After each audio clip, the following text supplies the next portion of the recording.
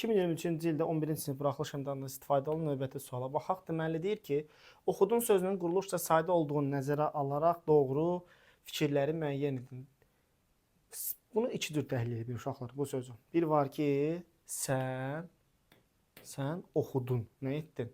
Oxumaq sözün kökü, d zaman şəkilçisi, n da şəxs sonluğu.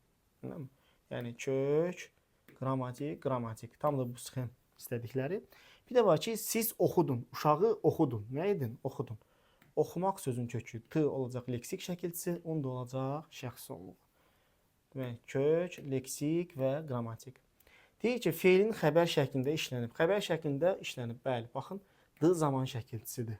Xəbər şəkli. Deməli, biz bilirik ki, hansı feilin üzərində zaman şəkilçisi varsa, o xəbər şəklindədir.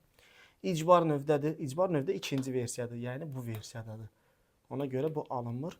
Vurğusu üçüncü hecadadır. Oxudun, sən oxudun. Bəli, zaman şəkilçisinin üzərinə düşüb. Siz oxudun. Artıq onda vurğu ikinci hecada olacaq. Leksik şəkilçisi kimi nəzərə alsan. Demək, bunu da götürəcəm. Oxutmaq, oxuyucu, oxudulan sözlərlə eyni köklüdür. Ümumiyyətlə, quruluşca sadə olduğunu nəzərə alaraq deyir. Biz bilirik ki, eyni köklülükdə şərtlərdən biri nədir? Mütləq şəkildə leksik şəkilçisinin iştirak eləməsi. Ona görə bu heç bir sözdən, bu söz, yəni sadə olan versiyası heç bir sözdən eyni köklülük təşkil etməz. Feilin əmr şəklində işlənib, əmr şəklində ikincidir. Birinci nə idi? Xəbər şəklində idi. Çünki orada zaman şəkilçisi var idi. Cavabımız nə olacaq uşaqlar? 1 və 3.